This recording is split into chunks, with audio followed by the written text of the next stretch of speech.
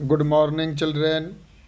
आज हम लोग शेष बचे पाठ के अंतर्गत जो फर्स्ट लेसन है उसके शेष बचे सब टॉपिक पर हम लोग चर्चा करेंगे। आज का सब टॉपिक है हाउ डू वी पीरियोडाइज। इसका तात्पर्य यह है कि इतिहास में जब हम समय का अध्ययन करते हैं तो उसके कालखंड के क्रोनोलॉजी के बारे में पढ़ेंगे। पीरियोडाइज मतलब होता है कालखंड, एक समय से दूसरे समय तक, एक पीरियड से दूसरे पीरियड तक बारे में हम लोग अध्ययन करेंगे। इन 1817 James mill, A Scottish economist and political philosopher, published a massive 3 volume work A history of British India. 1817 ईस्वी में जेम्स मिल जो एक स्कॉटिश इकोनॉमिस्ट थे, अर्थशास्त्री थे, राजनीति शास्त्री, वो आर्थिक और राजनीतिक दार्शनिक थे। Published a massive 3 volume work, उन्होंने 3 भागों में एक बुक पब्लिश्ड किया जेम्स मिल साहब। उस बुक का नाम है ए हिस्टोरी ऑफ ब्रिटिश इंडिया। आप सभी को ऑब्जेक्टिव प्रश्न के रूप में इन चीज़ों को याद रखना चाहिए, राइटर का नाम या उनके बुक का नाम। मतलब ए हिस्ट्री ऑफ ब्रिटिश इंडिया के राइटर हैं जेम्स मिल, और ये किताब कब लिखी गई? 1817 में।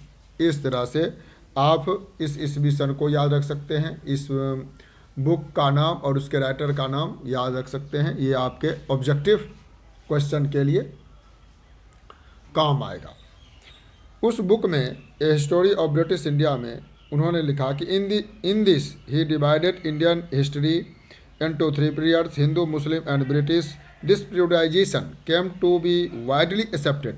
Can you think of any problem with this way of looking at Indian history? वो जेम्स मिल साहब जो किताब लिखे a history of British India, उसमें भारतीय इतिहास को 3 भागों में बांट दिया, 3 कालखंडों में बांटा। एक हिंदू शासन, दूसरा मुस्लिम एंड ब्रिटिश। उनके कहने का उद्देश्य यह था कि प्राचीन काल में भारत पर हिंदुओं का शासन रहा, उसके बाद मध्यकालीन भारत में मुसलमानों का शासन रहा, और आधुनिक काल में ब्रिटिशों का शासन है। यह उनके इतिहास में जो वर्गीकरण किया गया, समय का जो विभाजन किया गया, जिसको पीरियोडाइजेशन कहते हैं, समय का विभाजन, कालखंड, ये सब नाम है। ये जो विभाजन किया गया यह बहुत ही व्यापक तौर पर एक्सेप्ट किया गया, जिसको कहते हैं वाइडली एक्सेप्टेड। व्यापक तौर पर इसे स्वीकार किया गया, बहुत से लोगों ने इसे स्वीकार किया। लेकिन can you think of any problem with this way of looking at Indian history? क्या हम लोग भारतीय इतिहास को इस नज़रिए से, इस तरीके से देखने के बारे में सोच सकते हैं? नेक्स्ट पैराग्राफ में है how why do you try to divide history into different periods? We do so in an attempt to capture the characteristics of a time, its central features as they appear to us. So the terms through which we periodize, that is, demarcate the difference between periods, become important. They reflect our ideas about the past. They show how we see the significance of the change from one period to the next. हम लोग यह समय की विशेषताओं को बताने का प्रयास करेंगे, उसके मुख्य विशेषताएं को देखने का प्रयास करेंगे, जिसके जरिए ये कालखंड किया गया। Democratic and difference between periods, जो ये हिंदू, मुस्लिम और अंग्रेज़ों के कालखंड का उन्होंने विभाजन किया, यदि सही ढंग से डेमोक्रेटिक तरीके से देखने का प्रयास किया जाए तो यह समझने के लिए अत्यंत महत्वपूर्ण हो जाता है। यह हमारे बीते हुए समय के बारे में विचारों को प्रतिबिंबित करते हैं कि हिंदू समय में, हिंदू काल में हिंदू शासकों के द्वारा शासन किया गया, उनकी नीतियाँ हिंदुओं के लिए द बेस्ट रही होगी। फिर जब मुसलमानों का समय आया होगा तो मुसलमानों के लिए नीतियाँ बनाई गई होगी। अब चूँकि अंग्रेज़ों का शासन है तो अंग्रेज़ उस हिसाब से अपना नियम कानून बना रहे हैं। यह एक कालखंड का दूसरे कालखंड से निश्चित रूप से विभाज्य को दर्शाता है, विभक्तिकरण को दर्शाता है। Mill thought that all Asian societies were at a lower level of civilization than Europe. James Mill साहब ऐसा समझते थे, उनका विचार था कि सभी एशियन सोसाइटीज, एशिया महादेश में रहने वाले जितने भी समाज के लोग हैं, at lower of civilisation in Europe, ये यूरोप की सभ्यता से बहुत ही नीचे हैं। यूरोप, उनका मानना था, मिल साहब का मानना था कि यूरोप की जो सोसाइटीज़ हैं वो ज़्यादा एडवांस लेवल पर हैं और यूरोप के अलावा अन्य मुल्कों में, अन्य कॉन्टिनेंट में जो भी सोसाइटीज़ हैं वो लोअर लेवल की हैं। इन दोनों में बराबरी नहीं हो सकता है। According to his telling of history, जिस ढंग से वो अपने बुक हिस्ट्री में a history of British India में इस चीज़ का उन्होंने बड़े ही सशक्त रूप से उल्लेख किया है। Before the British came to India, Hindu and Muslim despots ruled the country. उन्होंने यह बताने का प्रयास किया है कि ब्रिटिश भारत में आने से पहले हिंदू और मुसलमानों के द्वारा इस देश पर समय समय पर शासन किए। उनका उद्देश्य religious intolerance, caste taboos and superstitious practices dominated social life. उनका यह मानना था, मिल साहब का मानना था कि हिंदू और मुस्लिम जिस समय शासन करते थे तो अपने अपने धर्म के अनुसार एक दूसरे धर्मावलंबियों पर धर्म को थोपते थे। जाति की अवधारणाएं बनी रहती थी। धर्म, जाति और अपने धर्म के अनुसार निर्धारित कर्मकांड को एक दूसरे पर थोपने का प्रयास करते थे। इसलिए जेम्स मिल साहब ने हिंदू और मुस्लिम दो कालखंडों का उन्होंने विभाजन कर दिया। British rule Mill felt could civilise India. Mill साहब का कहना था कि ब्रिटिश लोग या ब्रिटिश कंपनियां यहाँ आकर के इंडिया को सिविलाइज्ड की या कर की।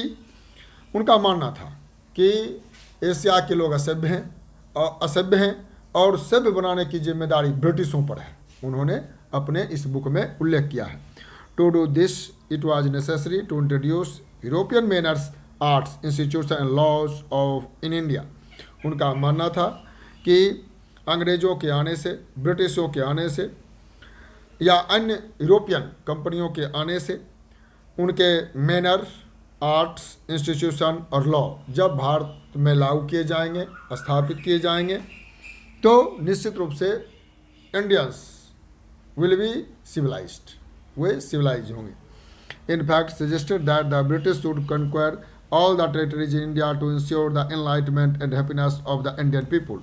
मिल साहब ने यह सजेस्ट किया कि जब ब्रिटिशों पूरे भारतीय क्षेत्र पर अधिकार कर लेंगे, विजय प्राप्त कर लेंगे, तो निश्चित रूप से यहाँ ज्ञान का प्रकाश उत्पन्न होगा और भारतीय लोगों में खुशियाँ होगी, उन्हें बहुत ज़्यादा खुशियाँ मिलेगी। For India was not capable of progress without British help. Mill साहब का मानना था कि इंडिया तब तक प्रोग्रेस में सक्षम नहीं हो सकता जब तक उन्हें ब्रिटिशों की सहायता नहीं मिले। वे तब तक आगे नहीं बढ़ सकते, तब तक उनमें खुशियाँ नहीं आ सकती जब तक ब्रिटिशों के द्वारा उन्हें मदद नहीं किया जाए। इसलिए भारतीयों को ब्रिटिश सत्ता स्वीकार करना चाहिए, ब्रिटिश मैनर को, ब्रिटिश लॉ को अपनाना चाहिए। ये जेम्स मिल साहब का मानना था और उसी दृष्टिकोण को वो अपने मन मिजाज में रखते हुए ए हिस्ट्री ऑफ इंडिया, जो हम लोग पहले चर्चा कर चुके हैं, ए हिस्ट्री ऑफ ब्रिटिश इंडिया में 3 चीज़ों का विभाजन किया। हिंदू, मुस्लिम एंड ब्रिटिश भागों में उन्होंने बांट दिया। In this idea of history British rule represented all the forces of progress and civilisation. इस विचारधारा का उन्होंने अपने बुक में स्थान दिया, जिसके जरिए ब्रिटिश रूल, ब्रिटिश शासन, प्रोग्रेस करने की शक्ति का और सभ्यता, विकसित सभ्यता का प्रतीक माना जाने लगा। The period before British rule was one of darkness. British आने से पूर्व जो भारतीय समाज या एशियन सोसाइटी की स्थिति थी वो डार्कनेस की थी, अंधेरे युग में वो जी रहे थे। उन्हें ज्ञान का कोई प्रकाश नहीं था, उनके पास विकसित सभ्यता का कोई ज्ञान नहीं था, टेक्नोलॉजी के बारे में कोई ज्ञान नहीं था। ये जेम्स मिल साहब का मानना था। Can such A conception be accepted today. बच्चों, क्या इस तरह के विचार आज स्वीकार किए जा सकते हैं? कदापि नहीं। कहने का मतलब यह है, मैंने आपको पूर्व के क्लासों में यह बताने का प्रयास किया था कि इतिहासकार अपने विचारों को, अपने दृष्टिकोण को वो जिस समाज से आए हैं, जिस समूह से आए हैं, जिस जगह से आए हैं, जिस सरकार के अंतर्गत उन्होंने जीवन यापन की है, शिक्षा ग्रहण की है, उन सारे चीज़ों को वो अपने बुक के माध्यम से परोसते हैं, जिसको हम लोग पढ़ते हैं। इसीलिए अलग अलग इतिहासकारों के द्वारा कोई भी इवेंट को, कोई भी कालखंड को, कोई भी सिस्टम को वो अपने तरीके से देखते हैं और उसको बुक में स्थान देते हैं। यह प्रत्येक हिस्टोरियन के द्वारा अलग अलग ढंग से अपने बुक में निरूपित किया जाता है, अपने बुक में रखा जाता है। तो उस समय चूँकि जेम्स मिल साहब अंग्रेज़ थे, अपनी अंग्रेजी हुकूमत को सही ठहराने के लिए इस तरह से उन्होंने तिलिस्म भरी बातों को स्थान दिया था और पूरे एशियन सोसाइटीज़ को, अपने देश भारत को उन्होंने यहाँ के सभ्यता, संस्कृति, यहाँ के विकसित सभ्यता के बारे में मनोबल गिराने वाली बात रखी, ताकि भारतीयों के मन में कभी अपने पास्ट के बारे में, कभी इतिहास के बारे में गौरवान्वित महसूस ना हो और वे अपने आप को अंग्रेजी सत्ता को वरदान के रूप में समझें। इसीलिए उन्होंने इस तरह की बातें अपने बुक में लिखी। In any case, can we refer to any period of history as a Hindu और a Muslim? Did not a variety of faiths exist simultaneously in this periods? क्या हम लोग हिंदू और मुस्लिम के रूप में कालखंड को विभाजित कर सकते हैं या अन्य भागों में भी इसे विभक्त कर सकते हैं? Why should we characterise an age only through the religion of the rulers of the time? To do so is to suggest that we lives and practices of others do not really matter. We should also remember that even rulers in ancient India did not all share the same faith. हमें यह मानना चाहिए कि मिल साहब के द्वारा जो हिंदू और मुस्लिम के रूप में दो कालखंडों का विभाजन किया गया, वह कोई निश्चित रूपरेखा नहीं था और यह हमें कहने में कोई अतिशयोक्ति नहीं है कि प्राचीन काल में, हिंदू काल में केवल सब हिंदू ही राजा रहे, मुस्लिम काल में सब केवल मुस्लिम ही राजा थे। ऐसी बात नहीं है। और ऐसी भी बात नहीं है कि हिंदू काल में अपने फेथ को, अपने प्रैक्टिसेज को, अपने धार्मिक विचारधारा को या कर्मकांडों को दूसरे अनुयायियों पर थोपने का प्रयास किया हो। ऐसी भी बात नहीं है कि सभी मुस्लिम शासकों ने हिंदुओं पर अपना धर्म, विचार या कोई इस तरह का कर्मकांड थोपने का प्रयास किया हो। तो जेम्स मिल साहब अपने विचारों को, अपने सरकारी कार्यों को सही ठहराने का केवल प्रयास भर अपने पुस्तक में किए हैं। Moving away from British classification, historian have usually divided Indian history into ancient, medieval and modern. फिर बच्चों, इतिहास लेखन की बात आ जाती है। मैंने कहा कोई भी हिस्टोरियन जब बुक लिखते हैं तो उन्हें अपने विचारों को थोपने का प्रयास करते हैं। तो जेम्स मिल साहब ने 3 भागों में बांट दिया, हिंदू, मुस्लिम, द ब्रिटिश। उसी तरह जो हमारे देश के राष्ट्रवादी थे, उन्होंने इस तरह के क्लासिफिकेशन को नहीं मान करके एक निश्चित कालखंड को इंडिकेट करते हुए प्राचीन इतिहास, मध्यकालीन इतिहास और आधुनिक इतिहास के रूप में भारतीय इतिहास का विभाजन कर करके इतिहास को लिखने और पढ़ने का प्रयास किया है। This division too has its problem. इस तरह के विभाजन में भी कई तरह की समस्याएं थी। It is a periodisation that is borrowed from the West, where the modern period was associated with the growth of all the forces of modernity, science, reason, democracy, liberty, equality. कहने का मतलब है यह डिवीजन भी जो भारतीय इतिहासकारों के द्वारा किया गया, वो भी पश्चिमी सभ्यता से ही उधार के रूप में लिया गया, क्योंकि वहाँ पश्चिमी देशों में जो आधुनिक इतिहास की परिभाषा है, आधुनिक समय की परिभाषा है, वह साइंस से लेकर के तर्क, लोकतंत्र, स्वतंत्रता, समानता की भावना का उदय और प्रचार प्रसार से है। तो उस बात को भी भारतीय इतिहासकारों ने ध्यान में रख करके अपने भारतीय इतिहास को इस रूप में विभक्त करने का प्रयास किया है। Medieval was a term used to describe a society where these features of modern society did not exist. Medieval उस टर्म के लिए प्रयोग किया गया था कि जहाँ पर आधुनिक काल के, आधुनिक समाज के कोई विशेषता वहाँ नहीं मिलता है। Can we uncritically accept the characterization of the modern period of describe the period of our study? As you will see in this book, under British rule, people did not have equality, freedom of liberty. जब हम British काल के इतिहास की बात करते हैं तो वहाँ पर पश्चिमी सभ्यता की तरह लिबर्टी, इक्वालिटी, फ्रीडम जैसी कोई बातें नहीं थी, कोई बातें नहीं मिलती हैं। Nor the period one economic growth and progress, और न ही पश्चिमी देशों की तरह किसी तरह का विकास या किसी तरह का उन्नति या किसी तरह का क्या कहते हैं कोई टेक्नोलॉजी डेवलपमेंट देखने को नहीं मिलता है। तो हम कह सकते हैं कि जो भारतीय इतिहासकारों के द्वारा प्राचीन इतिहास, मध्यकालीन इतिहास और आधुनिक इतिहास के रूप में जो विभक्तिकरण किया गया है वो भी पूर्ण रूपेण स्वीकार्य नहीं है, क्योंकि जिस मापदंड को मान करके उन्होंने आधुनिक भारत के रूप में या मध्यकालीन भारत के रूप में या प्राचीन भारत के रूप में विभक्तिकरण किया है वो मापदंड मिलते ही नहीं। इस तरह से बच्चों इस चैप्टर के अंतर्गत, इस सब टॉपिक के अंतर्गत हम लोग यह समझने का प्रयास किए हैं कि इतिहास लेखन में हिस्टोरियन की भूमिका अहम होती है। हिस्टोरियन जिस बैकग्राउंड का और जिस विचारधारा का होता है उसी बैकग्राउंड और विचारधारा का स्पष्ट प्रभाव उसके लिखे हुए बुक पर हमें देखने को और पढ़ने को मिलता है। इसलिए हम लोगों को इसका निष्पक्ष मूल्यांकन करना चाहिए, तभी हम कोई निश्चित निष्कर्ष पर पहुंच सकते हैं। आगे का सब टॉपिक है व्हाट इज कॉलोनियल। अगला सब टॉपिक है व्हाट इज कॉलोनियल। यह औपनिवेशिक तंत्र क्या है, उपनिवेश क्या है। In this book we will read about the way the British came to conquer the country and establish their rule, subjugating local nawabs and rajas. अंग्रेज व्यापारी के रूप में हमारे मुल्क में आए, हमारे बहुत से क्षेत्रों को जीता, विजित किया और फिर यहाँ के शासक बन गए।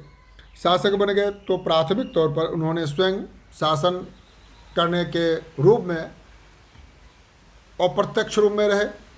सबसे पहले नवाब और यहाँ के लोकल राजाओं के द्वारा उन्होंने शासित करने का प्रयास किया।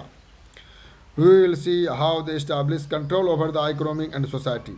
आप इसमें देखने का प्रयास करेंगे किस तरह उन्होंने पूरे देश के क्षेत्रों पर अधिकार करने के साथ साथ यहाँ के अर्थव्यवस्था और समाज पर अधिकार कर लिया। Collected revenue meet their expenses, अपने खर्चों के लिए उन्होंने रेवेन्यू को कलेक्ट किया। Bought the goods they wanted at low prices, produce crops they are needed for export. उन्होंने कम दामों पर चीज़ों को खरीदा और ऊंचे दामों पर उसको बेचा। साथ ही साथ वो इन्हीं फसलों को उपजाते थे, यही चीज़ करते थे जिसके जरिए वह दूसरों मुल्कों में या दूसरे जगहों पर उसको एक्सपोर्ट कर सके। And we will understand the changes that came about as a consequence. You will also come to know about the changes British rule brought about in value and taste। अंग्रेजों के आगमन के बाद सारी व्यवस्थाएं, इकोनॉमिक व्यवस्था, परंपरा, धार्मिक विश्वास भी बदलने शुरू हो गए थे। When the subjugation of one country by another leads to these kinds of political, economic, social and cultural changes, we refer to the process as colonization। जब वो एक देश से दूसरे देश, एक जगह से दूसरी जगह, इस तरह के सारे व्यवस्था को अपने अनुरूप, अपने लाभ के अनुरूप, अपने इच्छा के अनुरूप, अपने देश, अपने हित के अनुरूप जब उसको ढालने का प्रयास किया, उस विजित क्षेत्रों को अपने अनुरूप आर्थिक, सामाजिक, धार्मिक, राजनीतिक सारे प्रक्रियाओं को अपने अनुरूप ढालने का प्रयास किया, इस प्रक्रिया को ही औपनिवेश कहते हैं। और जो देश को वो जीत लेते थे वो उसके उपनिवेश बन जाते थे और ये ब्रिटिश साम्राज्यवादी देश के रूप में जाने जाते थे। और यह प्रक्रिया ही औपनिवेशिक तंत्र या औपनिवेशिक प्रक्रिया कहलाती है। गुलाम बनाने की प्रक्रिया, किसी के क्षेत्र को अपने जीत करके वहाँ के सामाजिक, आर्थिक, सामाजिक, राजनीतिक व्यवस्थाओं को अपने अनुरूप चलाना और वहाँ के सारे स्वतंत्रताओं को समाप्त कर देना ही औपनिवेशीकरण कहलाता है। You will, however, find that all classes and groups did not experience these changes in the same way। आप यह जान गए होंगे, पाए होंगे कि यहाँ के सभी लोग, सभी समुदाय का यह अनुभव है कि तुरंत इस तरह के परिवर्तन को स्वीकार नहीं किए होंगे। This is why the book is called our past in the plural. यही कारण है कि हमारे किताब का नाम आवर पास्ट प्लूरल फॉर्म में रखा गया है। अब हम लोग बिना रुके आगे बढ़ेंगे। हाउ डू यू नो, अंग्रेजों के द्वारा जो शासन चलाया गया या कोई भी साम्राज्यवादी मुल्कों के द्वारा दूसरे देश को जो गुलाम बनाया जाता है उसके बारे में हम कैसे जानते हैं। What sources of historian use in writing about the last 250 years of Indian history? वह कौन कौन से सोर्स हैं हिस्टोरियन के लिए जो अंग्रेज़ों के 250 वर्षों के इतिहास को जानने में सहायता करते हैं, उनको इतिहास लेखन में मदद करते हैं। पहला पॉइंट है administration produce records. One important source is the official records of the British administration. The British believe that act writing was important every instruction, plan, policy, decision, agreement, investigation had to be clearly written up. Once this was done, things could be properly studied and debated. The conviction produced an administrative culture of memos, notings and reports. अंग्रेज यह मानते थे कि यदि सब कुछ को, जो सब कुछ मतलब क्या, plan, policy, decision, agreement, investigation, सब कुछ को यदि लिख कर रखा जाए, सहेज कर रखा जाए, तो बाद में इससे क्या लाभ, हानि, नुकसान, लाभ कर चर्चा करके, डिबेट कर करके, अपने पॉलिसी के बारे में मंथन करके और इसमें सुधारात्मक उपाय किए जा सकते हैं, ताकि कहीं भी किसी तरह की साम्राज्यवादी फैलाव में, एक्सपेंशन में कहीं भी चूक नहीं हो। इसलिए उन्होंने लिखना शुरू किया। अब लिखना जब शुरू किया तो रखेंगे कहाँ, इस पैराग्राफ में है the British also felt the important documents and letters needed to be carefully preserved. अब उनको जरूरत पड़ गया कि इन सब चीज़ों को बड़े ही सहेज कर रखने की ज़रूरत है। So they set up record rooms attached to all administrative institution, the village tahsildars office, the collectorate, the commissioner office, the provincial secretariat, the law courts, all had their records rooms. Specialized institutions like archives and museums were also established to preserve important records. इसके लिए उन्होंने तहसीलदार office, collectorate, commissioner office, प्रांतीय सचिवालय, ठीक है, law court, उसके साथ ही साथ म्यूजियम की भी स्थापना की, ताकि इन सब चीज़ों को, पुरानी चीज़ों को सहेज कर रखा जाए और यदा कदा जरूरत पड़ने पर उसका अध्ययन किया जाए, फिर उसका डिबेट कर करके कोई निश्चित निष्कर्ष निकाला जाए। Letters and memos that moved from one branch of the administration to another in the early years of the 19th century can still be read in the archives. You will also study the notes and reports that district officials prepared or the instructions and directives that were sent of officials at the top of provincial administrators.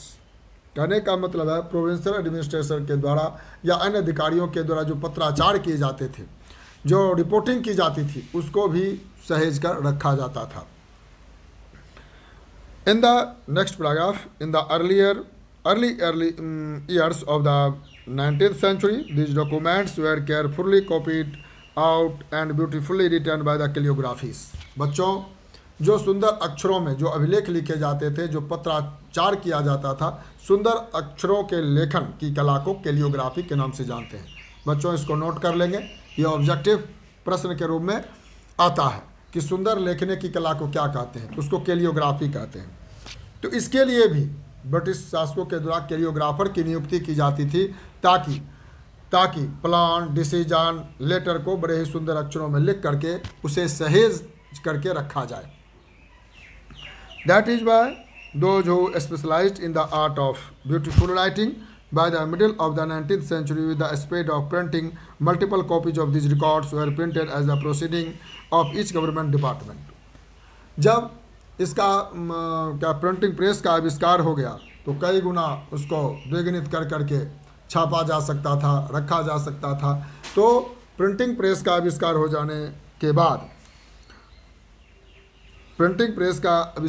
जाने के बाद कैलियोग्राफर का महत्व घट गया और printing press का महत्व जाहिर हो गया, और उसी के जरिए सारे चीज़ों को लिख करके सहेज कर रखा जाता था। नेक्स्ट पैराग्राफ है, next, survey become survey became important. The practice of surveying also became common under the colonial administration. The British believed that country had to be properly known before it could be effectively administered. अंग्रेजों का मानना था कि प्रभावशाली रूप से शासन करने के लिए सर्वे का काम होना बहुत ही जरूरी है. By the early 19th century, detailed survey were being carried out to map the entire country. In the village revenue survey were conducted. The effort was to know the topography, the soil quality, the flora, the fauna, the local histories, and the cropping pattern, all the facts seen as necessary to know about the administer the region. कहने का मतलब है सर्वे के साथ साथ topography भी कराई जाती थी. टोपोग्राफी एक टर्म है जिसके अंतर्गत उस क्षेत्र में पाए जाने वाले मिट्टी की क्वालिटी, फ्लोरा एंड फाइना मतलब जीव जंतु, पोखर, पेड़ पौधे, अलग अलग प्रकार के पेड़ पौधे, लोकल हिस्ट्री और उस मिट्टी में पाए जाने वाले उपजाए जाने वाले पेड़ पौधे के फसलों के पैटर्नों का भी उल्लेख होता था. इन सारे चीज़ों के लिए टोपोग्राफी का उल्लेख हुआ है. अंग्रेजों के द्वारा कराया जाता था ताकि ब्रिटिश एडमिनिस्ट्रेटर को इस चीज़ की स्पष्ट जानकारी मिले कि किस भूभाग में, किस क्षेत्र में किस प्रकार की फसलें उगाई जाती हैं, किस तरह की मिट्टी है, वहाँ का हिस्ट्री क्या है, वहाँ का बैकग्राउंड क्या है. सारे चीज़ों को वो रख करके सर्वे करते थे, फिर उस जगह का मैप बनाते थे. Census operation will held every 10 years. उन्होंने 19वीं सदी में ही प्रत्येक 10 वर्षों पर जनगणना का भी काम शुरू कर दिया था. This prepare detail records of the number of people in all the provinces of India, ताकि भारत के अलग अलग प्रांतों में कितनी जनसंख्या पाई जाती है, पुरुष की संख्या कितनी है, महिलाओं की संख्या कितनी है, कितने आदिवासियों की जनसंख्या है, सारे चीज़ों को रिकॉर्ड कर उन्होंने रखना शुरू कर दिया ताकि बेहतर से बेहतर प्रभावकारी प्रशासनिक व्यवस्था को या प्रशासनिक नियमों को लागू किया जाए.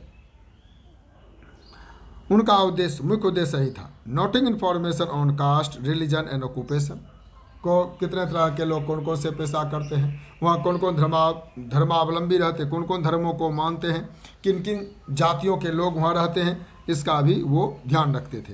There were many other survey, botanical survey, zoological survey, archaeological survey, anthropological survey, forest survey. इस तरह से अंग्रेजों के समय में इस तरह अंग्रेजों के द्वारा ब्रिटिश पदाधिकारियों के द्वारा कई प्रकार के सर्वे किए जाते थे और इन सर्वे के जरिए वह विभिन्न प्रकार की सटीक जानकारियां प्राप्त कर लेते थे ताकि इन फ्यूचर इसका उपयोग किया जा सके.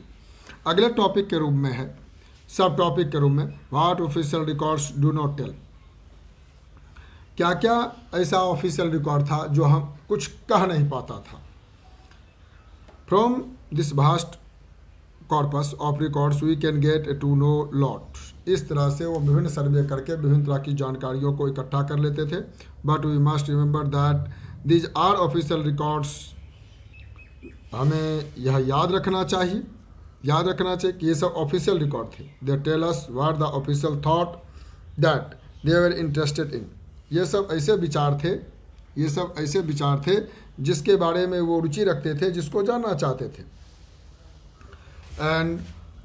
And what they wished to preserve for prosperity. These records do not always help us understand what other people in the country felt and what lay behind their actions. परंतु ये record यह नहीं बता पाते थे कि इस देश के लोगों के रहने वाले की इच्छा क्या है, इन नियम कानूनों से देश किस तरह से अनुभव करते हैं और इनके पीछे ये जो अंग्रेजों के द्वारा नियम कानून इम्प्लीमेंट किया जाता है तो लोगों को क्या एक्शन होता है. इन सब चीज़ों से इस सर्वे का या इस रिपोर्ट का कोई लेना देना नहीं था. For that we need to look elsewhere. When we began to search for these other source we find them in plenty. Though they are more difficult to get than official records. We have diaries of people, accounts of pilgrims and travellers, autobiographies of important personalities. बहुत से ऐसे व्यक्तिगत चीज़ें भी थी जैसे लोगों का डायरी, अपना डायरी, तीर्थयात्रियों का या घूमने वाले लोगों का जो अपना रिकॉर्ड होता था, यात्रियों के द्वारा जो शेयर किए जाते थे, आत्मकथा लिखी जाती थी, अन्य बहुत से व्यक्तिगत चीज़ें हैं, जानकारियां हैं, वो भी हिस्टोरियन के लिए एक रामबाण का काम करती थी, ये सोर्स का काम करती थी। And popular booklets that were sold in the local bazaars as a printing spread, newspaper were published and issue were debate in public. Leaders and reformers wrote to spread their ideas. Poets, novelists wrote to express their feelings.